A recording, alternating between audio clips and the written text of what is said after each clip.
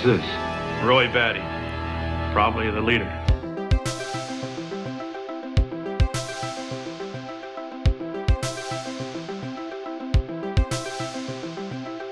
Half of Roy is me.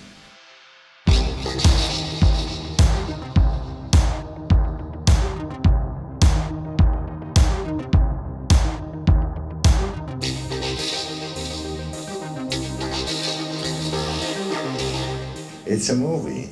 It's a reality that as seen through his mind, the eye of his mind.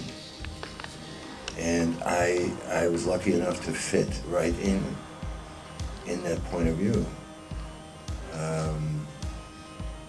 But it's kind of odd because I think every film is fiction. It doesn't matter if it's about Van Gogh. It's just about the filmmaker's eye.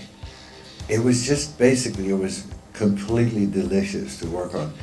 I can't even fathom how it feels to be alive and an icon basically because of this movie. I think no actor ever went through this, but I have to tell you, it's incredible.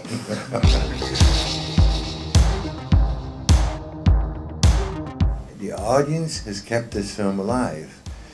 When the film came out, it was out of the cinema, I think, in a week, right? Yeah. A week for the happy few. And the happy few were like, oh my God, how depressing, or oh my God, how great. There was nothing in between. But you know then that there's something about this movie anyway. I never doubted that this was a really sexy, erotic, cartoon, opera, interesting movie. But it was ahead of its time, if you can say that. Yeah, it was 30 years ahead of its time.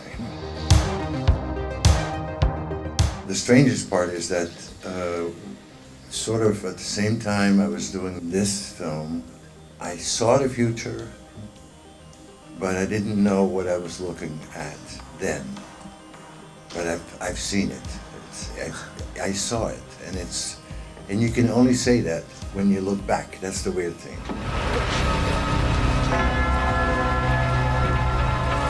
That night I scratched all the dialogue and I kept two lines that seemed to make sense because they were related to a few things in the script, and then I was just looking for one line that would kind of, in a tiny nutshell, sort of, you would feel what Roy feels,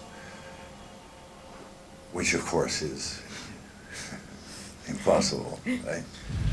Io ne ho viste cose che voi umani non potreste immaginarvi.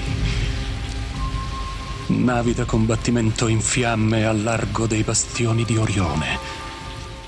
The one phrase, that one line, it didn't come from me. It came from the poet in me, and there was a poet in Roy, which doesn't make sense, but there was, right, in the programs. By coming up with that one line to conclude Roy's quest, I was also anchoring myself as an actor in my own, in my own insecure way. And for an audience to carry that, for 30 years with such love, I mean, it cannot really get any better, It cannot get better. Never.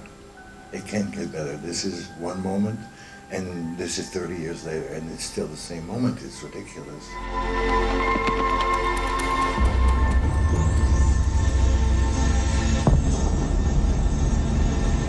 Ridley said, I made, after Alien, I want to make, specifically this film, although it's science fiction, I want to make it a study of character and a study of mankind, of course.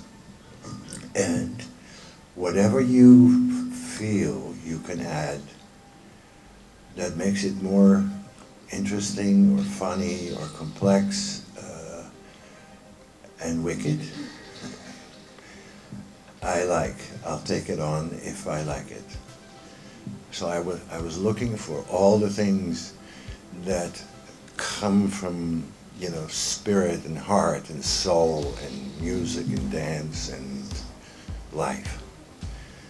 And so I did end up feeling that he allowed me to give half of me and my, you know, let's say, craziness to the part.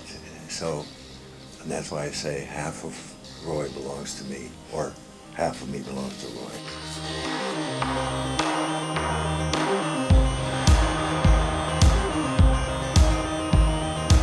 Ridley had to fight so many battles when he did Blade Runner, and that's why we have it. It's because he fought for it so hard, and he executed it, and it's, we got lucky because it wasn't only him. He loves, you know, he loves the work as much as I do, and I can't wait to see what he's doing next.